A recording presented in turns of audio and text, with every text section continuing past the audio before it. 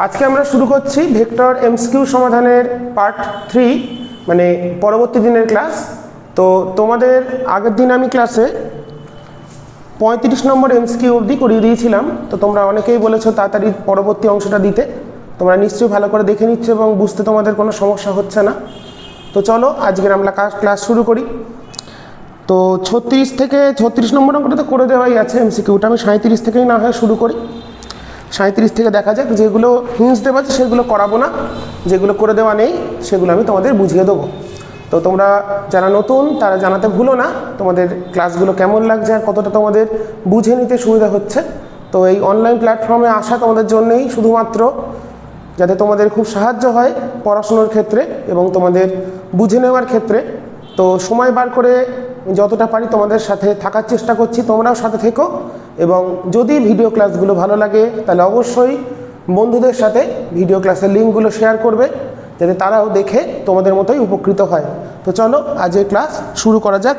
MCQ number 37, page number 137,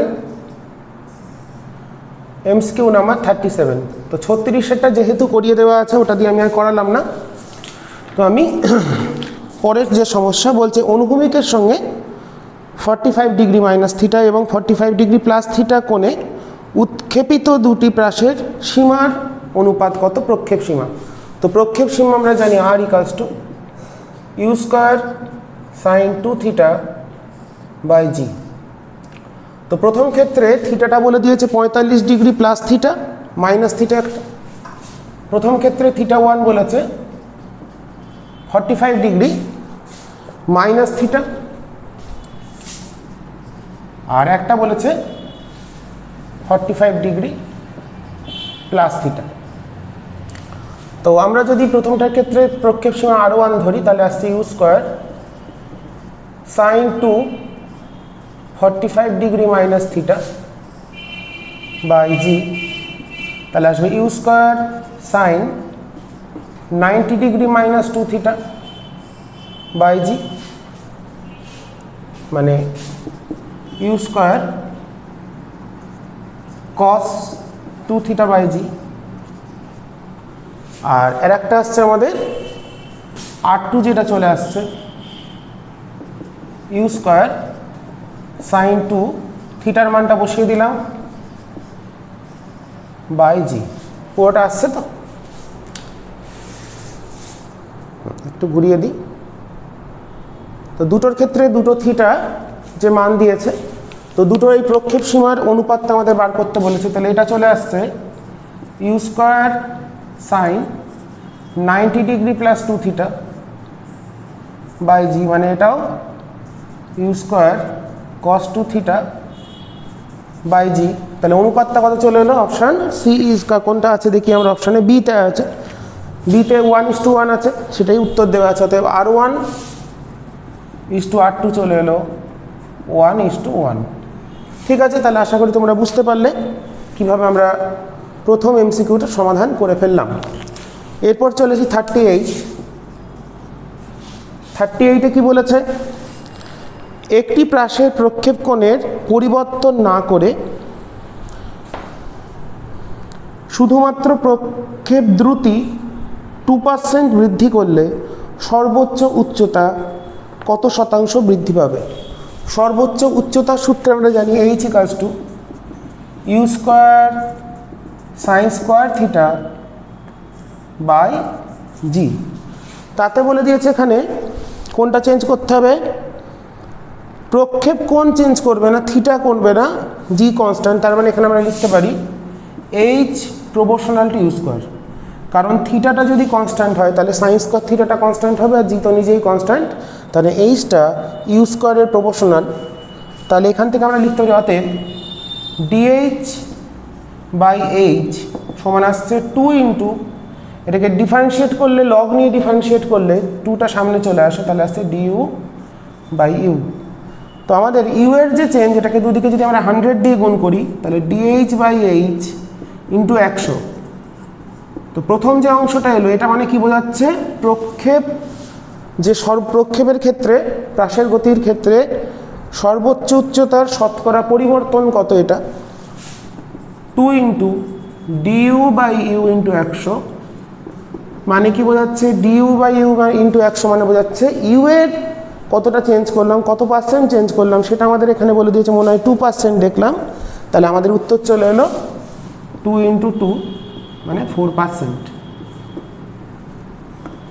খুব সহজে মনে রাখবে, যেহেতু স্কোয়ারে যদি কিউব হতো তাহলে হতো 6%, টু দি পাওয়ার 4 হলে পাওয়ারটা দিয়ে এই সংখ্যাটাকে গুণ করে দিতে হবে। এমসিকিউ তো ট্রিকটা বুঝে নিতে হবে, এর পাওয়ার যত থাকবে সেটা দিয়ে যত পার্সেন্ট এটাকে চেঞ্জ করছি সেটাকে গুণ করে দিলাম, তাহলে 2 দুগুণে 4 উত্তর চলে এলো। আচ্ছা 39-এ কী বলেছে এবার দেখি। 39-এ বলেছে যদি কোনো প্রাসের প্রক্ষেপ সীমার বর্গ 4 ইন্টু সর্বোচ্চ উচ্চতা, 4 না কত দিয়েছে না 48, প্রক্ষেপ সীমা মানে আর এর বর্গ 48 ইন্টু সর্বোচ্চ উচ্চতার বর্গ নাকি, হ্যাঁ এইচ স্কোয়ার, তাহলে কি বার করতে দিয়েছে, প্রক্ষেপ কোণ নাকি, প্রক্ষেপ কোণ কত, সেটাকে আমরা কি করে করব, আর মানে তো এইটা, এইচ মানে এইটা বসিয়ে দেবো, তাহলে এটা আসছে ইউ টু দি পাওয়ার 4, দেখো সাইন 2 থিটা মানে কি জানি আমরা, তোমরা নিশ্চয়ই জানো সাইন 2 থিটা মানে 2 সাইন থিটা কস থিটা, সেটা হোল স্কোয়ার করছি মানে 4 sine square theta cos square theta by g আছে, তাহলে নিচটা হয়ে যাবে জি স্কোয়ার সমান 48 ইন্টু এইচ মানে এটা, তাহলে হবে U to the power 4 sine to the power 4 theta by 2g হয়, তাহলে এটা আসছে 4g square, U square sine square theta by 2g। আমি আগেরটা সূত্রটা একটু লিখতে ভুল করেছিলাম খেয়ালে খেয়ালে। তো এখান থেকে দেখো আমরা পেয়ে যাচ্ছি যেটা, তাহলে ইউ টু দি পাওয়ার 4 কেটে গেল, ইউ টু দি পাওয়ার 4 কেটে গেল, জি স্কোয়ারটা কেটে গেল, জি স্কোয়ার কেটে গেল, 4 12 4 3, আর sine square theta sine to the power 4 এর সঙ্গে 2, তাহলে দেখো সাইন স্কোয়ার থিটা নিচে যদি এটাকে নিয়ে যায় কস স্কোয়ার থিটা, তাহলে ট্যান স্কোয়ার থিটা, অতএব আমাদের ট্যান স্কোয়ার থিটা চলে আসছে, ট্যান স্কোয়ার থিটা আসছে 1/3, তাহলে ট্যান থিটা আসছে 1/√3, তার মানে থিটা কত, প্রক্ষেপ কোণ হচ্ছে 30 ডিগ্রি, ট্যান 30 ডিগ্রি 1/√3 হয়, অপশান নাম্বার কোনটা দেওয়া আছে, 30 কোথায় দেওয়া আছে, ডিতে, তাহলে ডিটা হচ্ছে কারেক্ট। ওকে 39 নম্বর অঙ্কটা খুব ইম্পর্টেন্ট, তো তোমরা ঠিক করে দেখে রাখবে। এরপর আমরা নেক্সট এমসিকিউতে চলে যাব। এরপর আমরা দেখব 40 নম্বর এমসিকিউ কি বলেছে, বলছে এ এবং ভি ভেক্টরের ভেক্টর গুণফল শূন্য, মানে দুটো ভেক্টরের ভেক্টর গুণফল কখন শূন্য হয়, যখন তারা পরস্পর সমান্তরাল হয়। যেহেতু এ আর বি ভেক্টরের ভেক্টর গুণফল মানে ক্রস গুণ মডটা 0, অতএব এখানে আমরা পেয়ে যাচ্ছি A vector parallel B vector, A আর বি পরস্পর সমান্তরাল, সেই জন্য এদের ভেক্টর গুণফল শূন্য। আচ্ছা এ এবং এ প্লাস বি ভেক্টরের, তাহলে দেখো এ এবং বলেছে এ প্লাস বি, এই দুটো ভেক্টরের স্কেলার গুণ মানে ডট প্রোডাক্টের ভ্যালু কত, তাহলে এটা কথা আসছে এ ডট এ মানে হচ্ছে A vector dot A vector plus A vector dot B vector, তাহলে এটা আসছে হচ্ছে এ ডট এ মানে এ স্কোয়ার প্লাস এ আর বি এর মধ্যবর্তী কোণ তাহলে কত 0, তাহলে 0 মানে এ ডট বি মানে এ বি কস থিটা, তাহলে এটা আসছে এ বি কস 0, তাহলে চলে এলো A square plus A B, তাহলে কোন অপশানটা আছে আমরা দেখে নেবো, A square plus A B মানে ডিতে আছে, তাহলে ডি ইজ কারেক্ট। খুব ইম্পর্টেন্ট ছোটো ছোটো অঙ্ক। আচ্ছা 41-এ কী দিয়েছে, 41-এ বলেছে A dot B 0, A dot B 0 মানে A vector perpendicular B vector, dot product কখন শূন্য হয়, যখন দুটো ভেক্টর পরস্পর লম্ব হয়। আর বলেছে A dot C 0, similarly A dot C 0 তার মানে এখানে বুঝে গেলাম এ ভেক্টর সি এর সাথেও লম্ব। দেখো তার মানে এ বি এর সাথেও লম্ব, আবার এ সি এর সাথেও লম্ব। তাহলে সুতরাং আমরা এখানে বলতে পারি বি অবশ্যই সি এর সাথে লম্ব হবে। যেহেতু এ আর বি লম্ব, তাহলে এ আর বি, ধরো এটা এ বি লম্ব হলো, আবার এ সি লম্ব, তার মানে এর সাথে বি লম্ব 90 ডিগ্রি, আবার এর সাথে সিও লম্ব 90 ডিগ্রি, তার মানে এটাও 90 ডিগ্রি হবে অবশ্যই। আচ্ছা, তাতে করে কি দিয়েছে, কি বার করতে দিয়েছে? তবে এ সমান্তরাল হবে কার? এ তাহলে কার সমান্তরাল, আমাদের সেটা বার করতে হবে।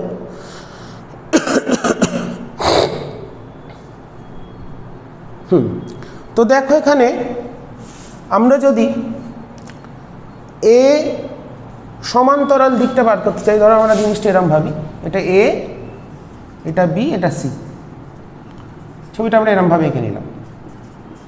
তাহলে এ বি লম্ব, আবার এ সিও লম্ব, তাহলে এটাও লম্ব।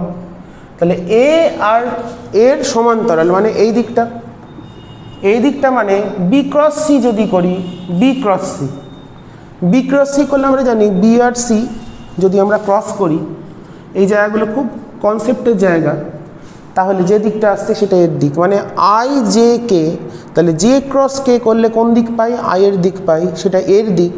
তার মানে বি ক্রস সি হচ্ছে, তাহলে বি ক্রস সি হবে প্যারালাল টু এ ভেক্টর। তাহলে বি ক্রস সি হবে প্যারালাল এ ভেক্টরের, অপশান সি দিয়েছে ওরা। কি করে বোঝা গেল? তাহলে এ যদি বলতো সি এর সাথে কে লম্ব, তাহলে বলতাম এ ক্রস বি। যদি এ ক্রস বি করি তাহলে সি এর দিকটা পাচ্ছি। তোকে জিনিসটা কেমন হয়েছে আমি একটু হাতেও দেখাই। তো দেখো A B C, A B C, তাহলে যদি বলতো সি এর প্যারালাল কে? এ ক্রস বি। যদি বলি এর প্যারালাল মানে বি ক্রস সি, মানে এই দিকটা বোঝাচ্ছে।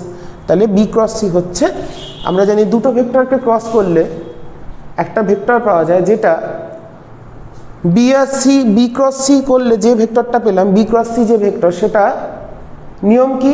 সেটা বি এর সাথেও লম্ব হবে, আবার সি এর সাথেও লম্ব হবে। ক্রস প্রোডাক্টের বেসিক, দুটো ভেক্টরকে ক্রস গুণ করলে যে তৃতীয় ভেক্টর পাওয়া যায়, সেটা যাদের আমরা ক্রস গুণ করেছি তাদের প্রত্যেকের সাথে লম্ব হবে। তার মানে বি ক্রস সি করলে করে যে ভেক্টর, মানে বি ক্রস সি যে ভেক্টরটা, সেটা অবশ্যই আমাদের কেমন দিকে হবে? সেটা বি এর সাথেও লম্ব, মানে এর দিক, সি এর সাথেও লম্ব। তাহলে বি ক্রস সি হচ্ছে আবার এর প্যারালাল। তার উত্তর হলো অপশান এখানে সি। তাহলে 41-এরটা হলো সিটা। তাহলে হচ্ছে এর সমান্তরাল দিকের ভেক্টর হচ্ছে বি ক্রস সি। 42 কি বলেছে? আচ্ছা 42-এরটা করে দেওয়াই আছে, আমি আর করলাম না, তোমরা দেখে নেবে ওখান থেকে, হিন্স দেওয়া আছে। 43-এ চলে যাই। 43, যদি তোমাদের যেগুলো করে দেওয়া আছে বুঝতে অসুবিধা আমাকে বলো, তখন আমি দেখিয়ে দেবো। আচ্ছা, ভূপৃষ্ঠ থেকে একটি কণাকে কে গতিশক্তি নিয়ে অনুভূমিকের সঙ্গে 45 ডিগ্রি কোণে প্রক্ষেপ করা হলো বা নিক্ষেপ করা হলো, সর্বোচ্চ বিন্দুতে গতিশক্তি কত হবে? দেখো আমরা জানি একটা প্রাসকে যদি থিটা কোণে ছোঁড়া হয় ইউ বেগে, তাহলে সর্বোচ্চ বিন্দুতে তার বেগ হয় হচ্ছে ইউ কস থিটা।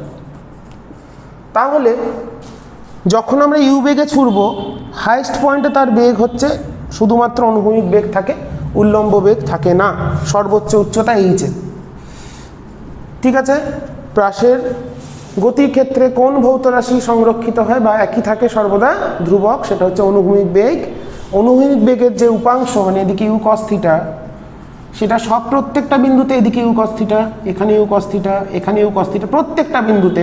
তো সর্বোচ্চ বিন্দুতে, তাহলে এবার এখানে যদি গতিশক্তি হয় কে, তাহলে কে সমান হাফ এম ইউ স্কোয়ার। তাহলে এখানে সর্বোচ্চ বিন্দুতে গতিশক্তি বলি যদি কে ড্যাশ, তাহলে সর্বোচ্চ বিন্দুতে গতিশক্তি যদি কে ড্যাশ বলি, তাহলে এটা কত হবে? Half M U square cos square theta, theta বলেছে 45 ডিগ্রি, তাহলে হাফ এম ইউ স্কোয়ার মানে কে, কস থিটা মানে 1/√2 হোল স্কোয়ার, তাহলে হলো কে/2।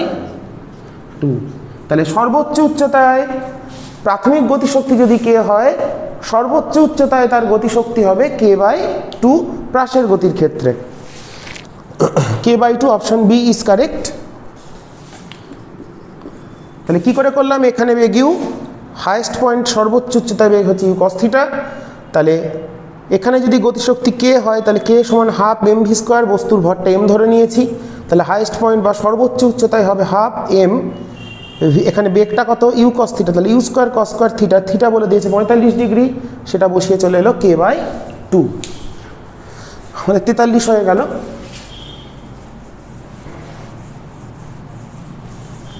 আচ্ছা, এবার আমরা যাব নেক্সট কি প্রবলেম আছে দেখব। প্রত্যেকটা ইম্পর্টেন্ট এমসিকিউ খুব ভালো করে তোমরা করবে, তার জন্য করিয়ে দেবা। তো 44 নম্বরে কি বলেছে, ও এখানে করেই দেওয়া ছিল 43, সেটা আমি খেয়াল করিনি। আচ্ছা, বলছে যখন বায়ুর গতিবেগ 0 তখন ভি গতিবেগে বৃষ্টির ধারা খাড়াভাবে নিম্নমুখে পড়ে। তাহলে বৃষ্টির গতিবেগ হচ্ছে ভি, ভেলোসিটি অফ রেন বলে দিয়েছে ভি, খাড়া নিচের দিকে পড়ছে, এটা অনুভূমিক তল, বৃষ্টি সোজা নিচে পড়ে, বৃষ্টি নিচেই পড়ে, উপরে আর কি করে পড়বে। আচ্ছা আচ্ছা গতিবেগ, আচ্ছা, বৃষ্টির ভিতর রাখা একটি পাত্র নির্দিষ্ট হারে জল সঞ্চিত হয়। আচ্ছা, নির্দিষ্ট হারে জল সঞ্চিত হয়। এখন যখন ভি অবিলম্বভাবে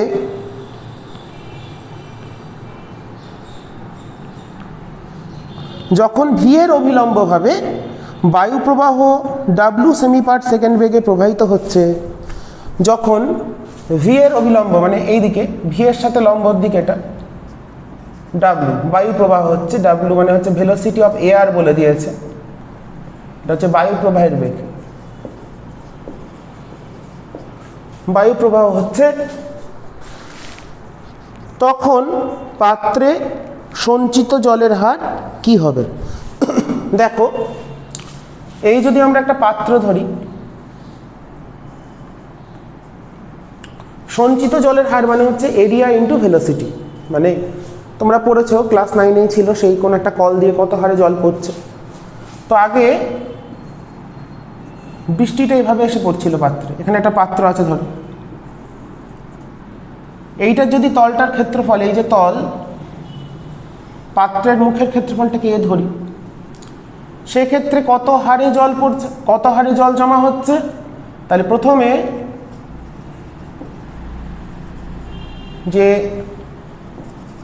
হারটা হচ্ছে, বেগ কত বলেছে ভি ইন্টু এ,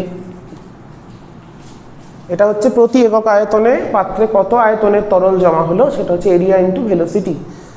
ঠিক আছে, প্রতি একক আয়তনে পাত্রে কত তরল জমা হবে তার সূত্র কি, ক্ষেত্রফল ইন্টু বেগ।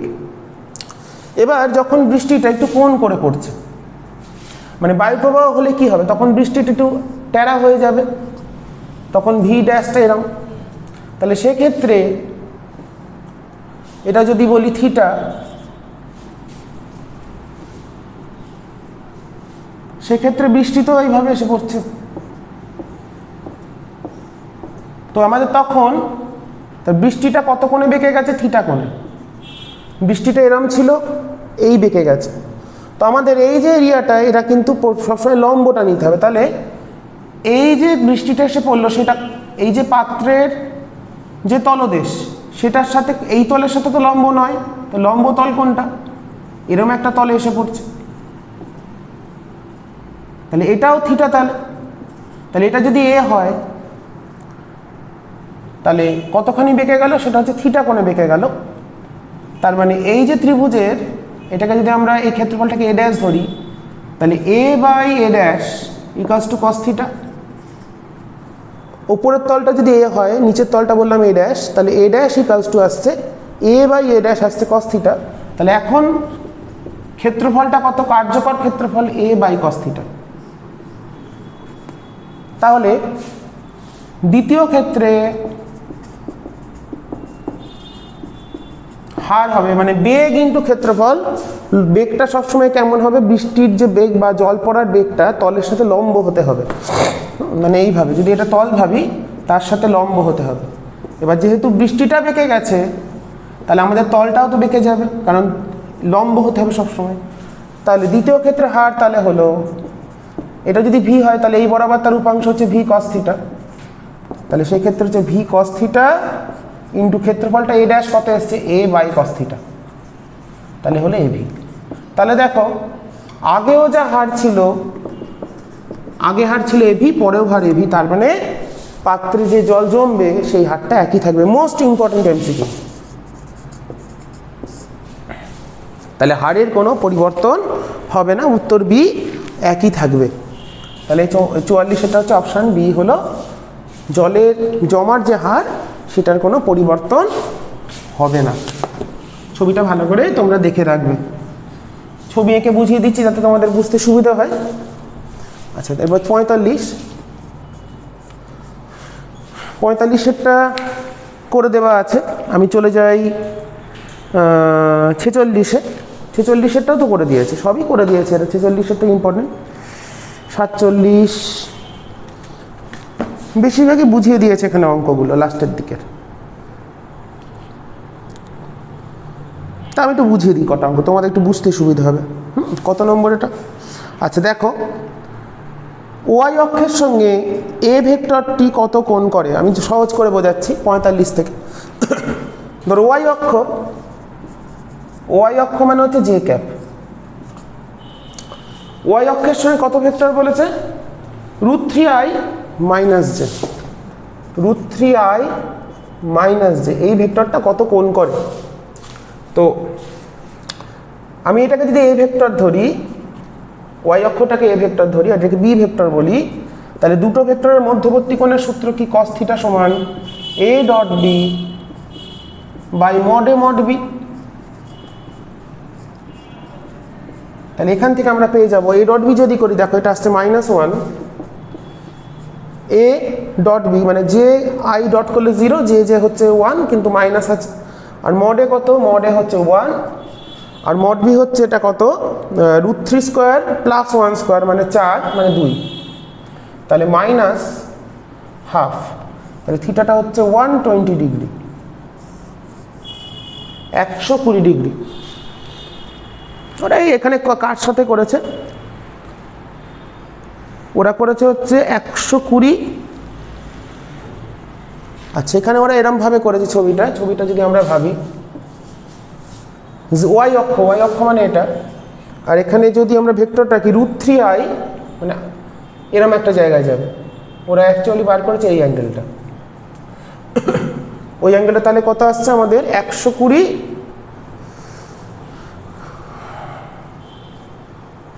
√3i minus J. এটা যদি √3 হয়, এটা 1 হয়, তাহলে এটা আসছে √3i মাইনাস জে, তাহলে ওয়াই অক্ষের সঙ্গে বলেছে তো।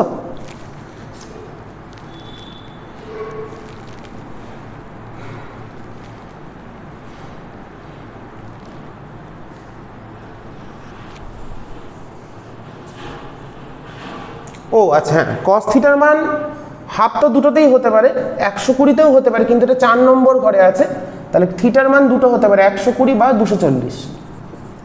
cos 120তেও -½ হয়, আবার cos 240এও -½ হয়। তো আমরা এখানে কোন উত্তরটা নিতে হবে? আমাদের নিতে হবে যেহেতু এটা 4 নম্বর ঘরে আছে। 4 নম্বর ঘর কেন বুঝতে পারলে? x আছে পজিটিভ, ওয়াই নেগেটিভ, এক্সটা আছে পজিটিভ এক্স, ওয়াইটা এটা হলো প্লাস এক্স, এক্সটা পজিটিভ আছে, ওয়াইটা নেগেটিভ আছে, তাহলে 4 নম্বর যেহেতু ঘরে, তাহলে 120 তো 2 নম্বর ঘরে হয়, মানে এই অ্যাঙ্গেলটা হচ্ছে অ্যাকচুয়ালি, এই অ্যাঙ্গেলটা হচ্ছে, এটা নিলে হবে না, আমাদের নিতে হবে কোন অ্যাঙ্গেলটা? আমাদের এই অ্যাঙ্গেলটা নিতে হবে, মানে এটা এরকম একটা অ্যাঙ্গেলটা আসছিল, তাহলে 240টা হচ্ছে উত্তর। কেন 120টা নেওয়া হলো না? কারণ 2 নম্বর ঘরে হচ্ছে, কিন্তু আমাদের এটা নিতে হবে কত নম্বর ঘরে? 4 নম্বর ঘরে যেহেতু আছে, 4 নম্বর ঘরে কোন অ্যাঙ্গেলটা হয়? 240, সেই হিসাবে আমরা নিচ্ছি। মানে এটার সঙ্গে 240, এটার সঙ্গে আবার একটু 90 যোগ করতে হতো, তাহলে উত্তরটা হবে 240 ডিগ্রি। ঠিক আছে, 120 হলে কিন্তু অ্যাঙ্গেলটা আমাদের আসছিল না, 120 মানে এটার সঙ্গে এরকম একটা জায়গায় আসছে। কসের তো 120তেও -½ হয়, -240ও হয়, তাই 240টা নিতে হবে, যেহেতু ওটা 4 নম্বর ঘরে আছে, ওয়াই রেসপেক্টে যেহেতু দেখছি। কত অপশান আছে? Option B. ওরা ছবিটা আঁকেনি ঠিক করে, সেই জন্য ছবিটা এঁকে বুঝতে হবে তোমাদের। আচ্ছা, এরপর চলে আসি পরের কি এমসিকিউ। এখানে অনেক কটা এমসিকিউ বুঝিয়ে দেওয়াই আছে, আমি তাও ছবি এঁকে একটু দেখিয়ে দিই। বেশিরভাগটা আমি করিয়েই দিয়েছি, আশা করি তোমাদের আর সমস্যা হবে না। বাকি এমসিকিউগুলোর ক্ষেত্রে করে দেওয়া আছে যখন, তোমরা দেখে নিতে পারবে। আচ্ছা, 46-এরটা কি বলেছে, দুটো ভেক্টর দেওয়া আছে, অপর একটি ভেক্টর সি, যেটা এটা খুব ইম্পর্টেন্ট। হ্যাঁ, 46-এরটা খুব স্টার মেরে রাখবে, এটা বুঝিয়ে দিই আমি। এই ভেক্টরটা বলেছে i plus 2j plus 2k, আর বি ভেক্টর বলেছে 3i plus 6j plus 2k। এই প্রশ্নগুলো কিন্তু আমাদের 2 নম্বর বা 3-এর মধ্যেও আসতে পারে, 3-এর পার্টে আসতে পারে, টোটালটা 3 নয়। মানে 5-এর যে প্রশ্ন হয় ভেক্টর থেকে, তোমরা জানো কাইনামেটিক্স থেকে একটা 5 নম্বর প্রশ্ন আসে, তো তার মধ্যে কিন্তু এটা পার্ট কোশ্চেনে থাকতে পারে, শুধু এমসিকিউ নয়, বড় প্রশ্ন হিসাবেও 2-এর মধ্যেও থাকতে পারে। আচ্ছা, একটা অপর একটা ভেক্টর সি বার করতে হবে, যার মান হবে এর সমান আর অভিমুখ এ বরাবর। মানে সি যে ভেক্টর, তার মান হচ্ছে বি এর সমান, আর অভিমুখ মানে ঐকক ভেক্টর, তাহলে হচ্ছে বি ক্যাপ। তাহলে মান হচ্ছে কি বি এর সমান, দিক হচ্ছে এ বরাবর, তাহলে মড বি কত, √3 যোগ 6 যোগ 2। অভিমুখ মানে একক ভেক্টর বোঝায়, আর এটা মানে হচ্ছে A vector by mod A. এটাকে আমি আপাতত পদ লিখছি, এটা হলো মড বি। তাহলে এইখান থেকে তোমাদের মানটা এবার বসিয়ে দিতে হবে। তাহলে মড বি কত আসছে, 3 যোগ 6 যোগ 2, আর মড এ কত আসছে 1 যোগ 2 যোগ 2। আর এই ভেক্টরটা কত দেওয়া আছে, i plus 2j plus 2k। এটা হিসাব করলে তোমরা উত্তরটা পেয়ে যাবে। এখানে করে দেওয়াও আছে, ওরা কিভাবে করেছে, যে কোনো একটা ভাবে একটু অন্যরকম ভাবে লিখেছে। তাহলে মানটা হচ্ছে বি এর সমান আর দিকটা হচ্ছে এর দিকে। তাহলে এইভাবে আমাদের দিক মানে কি বোঝাবে, একক মানে এ বরাবর, মানে হচ্ছে এর অভিমুখের একক ভেক্টরটা হচ্ছে সি ভেক্টরের অভিমুখ। ঠিক আছে, এটা হিসেব করবে, তোমরা উত্তর পেয়ে যাবে। আচ্ছা, নেক্সট কি বলেছে, বলেছে 47। অনেক কটাই অঙ্ক আছে, সবই তো করে দেওয়া আছে। বলছে একটি বস্তুকে ভূমির সঙ্গে এত বেগে ছোড়া হলো, সর্বাধিক উচ্চতা চাপ কত বলে দিয়েছে, 3i cap plus 10j cap. তার মানে একটা বস্তুকে যদি একটা ধরি থিটা কোণে ছুঁড়েছে ভি বেগে, তাহলে ভি এর এক্স উপাংশ কত, এই উপাংশটা 3, এই উপাংশটা 10। তার মানে ইউ কস থিটা, মানে ভি কস থিটা, যেটা ভি কস থিটাটা 3 আর ভি সাইন থিটা বলে দিয়েছে 10। তাহলে সর্বোচ্চ উচ্চতা কত হবে, সর্বোচ্চ উচ্চতা হচ্ছে h = v² sin square theta by 2g। তাহলে সাইন থিটার ভ্যালু কত, 10। তাহলে 10² বাই 2 × 10 মানে 5 মিটার। আর প্রক্ষেপ সীমা কত হবে, u² sin 2 theta by g, মানে 2 u sin theta u cos theta by g। তাহলে 2 × u sin theta 10, u cos theta 3 by 10 মানে 6 মিটার। ঠিক আছে, আমি দেখিয়ে দিলাম কিভাবে আসছে, ওটা কোনো একটা ভাবে কিছু করেছে। তো উত্তর হচ্ছে 5 মিটার আর 6 মিটার, মানে অপশান এ টা কারেক্ট। ওকে, তো দেখে নাও তোমরা কিভাবে অঙ্কগুলো হচ্ছে। তো খুবই ইম্পর্টেন্ট অঙ্ক। 47-এরটাও হয়ে গেল। তো বাকি যে এমসিকিউগুলো আছে তার মধ্যে দেখি কোনটা করিয়ে দেওয়া যায়, তো সেটা আমি করিয়ে দেবো। বাকিগুলো তোমরা নিজেরাই বই থেকে দেখে নিতে পারবে। ভালো অঙ্কের মধ্যে আর কোনটা আসছে আমাদের, 48 খুব ভালো অঙ্ক। করে দেওয়াই আছে সবই, কোনোটা কি করা নেই সেরকম আছে না। ঠিক আছে, তোমাদের একটা কাজ দিলাম, বাকি যে অঙ্কগুলো আছে 48, 49 সব তো করে দেওয়া আছে এখানে। তোমরা একটু চেষ্টা করো, যদি না পারো আমাকে বলবে, তখন আমি তোমাদের ছোট ভিডিও করে বুঝিয়ে দেবো সেই নির্দিষ্ট এমসিকিউটা। ঠিক আছে, তো চলো আজকের ক্লাস এখানে শেষ করছি। আমাদের ভেক্টরের এমসিকিউ সমাধান তোমরা সকলে দেখছো, আমার খুব ভালো লাগছে ভেক্টরের অঙ্কগুলো। আশা করি তোমাদের ভালোই লাগছে যেভাবে করিয়ে দিয়েছি। আর যদি কোনো অঙ্ক করতে অসুবিধা হয় সেটা আমাকে জানাবে, আর আমি নিশ্চয়ই তোমাদের সাহায্য করার চেষ্টা করব এভাবেই। তো তোমরা ভালো থেকো এবং মন দিয়ে পড়াশুনো করো। আর ভেক্টরের বাকি যে কটা এমসিকিউ ওগুলো যেহেতু করে দেওয়া আছে আমি আর করলাম না সময় নষ্ট করে, তোমরা নিজেরাই পারবে করতে, দেখে নিতে পারো। কিন্তু যদি বুঝতে না পারো আমাকে বলো, স্যার এটা এই এত নম্বর পৃষ্ঠার এত নম্বর এমসিকিউটা কী হবে। ঠিক আছে, এভাবে জিজ্ঞেস করবে। শুধুমাত্র নাম্বারটা বললে খুঁজে পেতে একটু অসুবিধা হয়, তোমরা জানিও, আমি দেখিয়ে দেবো। চলো আজকের ক্লাস এখানে শেষ করলাম। সকলে খুব ভালো থেকো আর মন দিয়ে অনেক পড়াশোনা করবে। ঠিক আছে, চলো।